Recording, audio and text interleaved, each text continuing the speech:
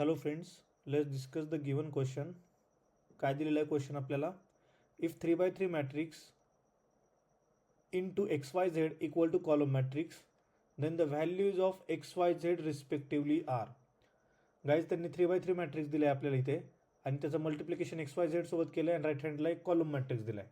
आता हा आपल्याला सॉल्व्ह करण्यासाठी आपल्याला काही रो ऑपरेशन्स अप्लाय करावं लागतील. Okay, so applying some row operations म्हणजे तुम्हाला एक तर either upper triangular matrix convert करावं लागेल किंवा लोअर ट्रँग्युलर मॅट्रिक्स.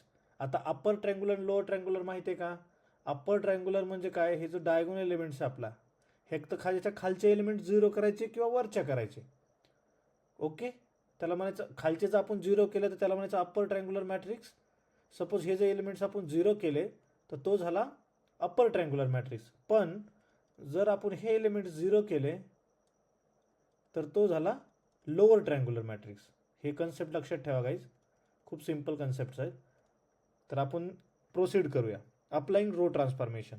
जर पहिल्याच ह्याला आपण जर असं केलं R1 मायनस R3, हे जर रो ट्रान्सफॉर्मेशन अप्लाय केलं तर काय येणार आहे? R1 मायनस R3 म्हणजेच फर्स्ट रोमध्ये थर्ड रो मायनस करायचं आहे आपल्याला. आता तर काय येणार आहे? 1 minus 1 0, 3 minus 3 will be 0, 3 minus 4 will be -1, आणि बाकीचे रो ॲज इट इज ठेवायचे आहेत. 1 4 4 and 1 3 4 into X Y Z as it is. Similarly जे आपण रो ऑपरेशन लेफ्ट हँड साईडला वापरलं आहे तेच राईट हँड साईडच्या मॅट्रिक्सला पण वापरायचं आहे. R1 मायनस R3 म्हणजे 12 मायनस 13 किती येणार आहे? -1. बाकीचे एलिमेंट्स ॲज इट इज 15 आणि 13. ओके, अजून आपल्याला येतं आता अजून आपल्याला फर्दर हिला एक रो ट्रान्सफॉर्मेशन अप्लाय करायचं आहे, that is R2 minus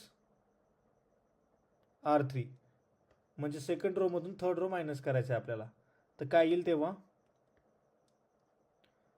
0 0 -1, 0 1 0, and third row will be as it is, that is 1 3 4 into x y and z. Right hand साईडला सुद्धा सेम ऑपरेशन अप्लाय करायचे, that is -1, 15 minus 13 will be 2, here will be 13. आता guys इथं दोन variable zero होत आहेत. आता आपल्याला माहिती आहे मॅट्रिक्स मल्टिप्लिकेशन कसं असतं. मॅट्रिक्स मल्टिप्लिकेशन हे रो बाय कॉलम असतं, म्हणजे रो बाय कॉलम मेथडनं आपण मल्टिप्लिकेशन करतो.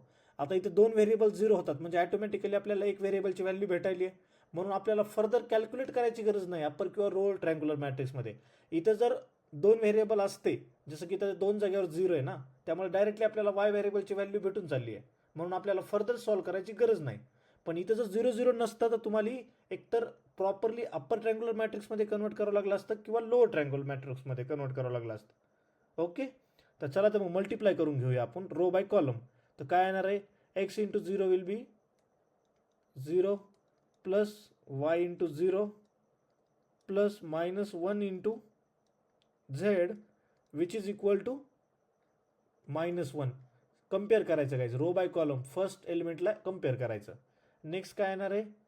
X into 0 plus Y into 1 plus 0 into Z equal to 2. थर्डवाला काय इक्वेशन येणार आहे आपलं? X plus 3y plus 4z equal to 13. आता हे तीन इक्वेशन गेले तर आपल्याला सिम्प्लिफाय करायचे. ठीक आहे, आता एक्स इंटू 0 वाय इंटू 0 झिरोच आहे, Z into -1 minus Z equal to -1, म्हणजेच आपलं किती आलं तिथं? झेड इक्वल टू काय येणार आहे? +1. झेड इक्वल टू काय आलं? +1. सिमिलरली इथं पण काय येणार आहे? झेड एक्स इंटू 0 आणि 0 इंटू झेड कॅन्सल होईल, म्हणजे तुमची वायची व्हॅल्यू किती येते? वायची व्हॅल्यू 2 आली आहे. आता आपल्याला दोन व्हॅल्यू माहिती, झेड आणि वाय. हे जर व्हॅल्यू आपण या थर्ड इक्वेशनमध्ये सबस्टिट्यूट केल्या तर तुम्हाला ॲटोमॅटिक एक्सची व्हॅल्यू भेटून जाईल. तर आपण ह्याच्यात सबस्टिट्यूट करूया. X into 3 times Y equal to 2 plus 4 times Z equal to 1 equal to 13.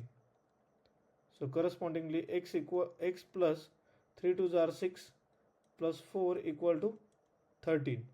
म्हणजेच x equal to 13 minus 6 plus 4 11. 13 minus 11 किती? 2. x ची व्हॅल्यू किती आली आपली? x ची व्हॅल्यू पण 2 आली आहे गाईज. सॉरी गाईज, इथं 13 आहे राईट. सो 3 2 are 6 6 + 4 किती येत आहे सांगा गाईज. 6 + 4 10 येणार ना. 6 + 4 10 आहे सॉरी. मग 13 - 10 किती येणार आहे 3. म्हणजे तुमची एक्सची व्हॅल्यू 3 आली गाईज. तुमच्या काय आल्या आता रिस्पेक्टिव्ह एक्स वाय झेडच्या व्हॅल्यू आपण इथं लिहूया. Values of X Y Z that is 3, 2, 1.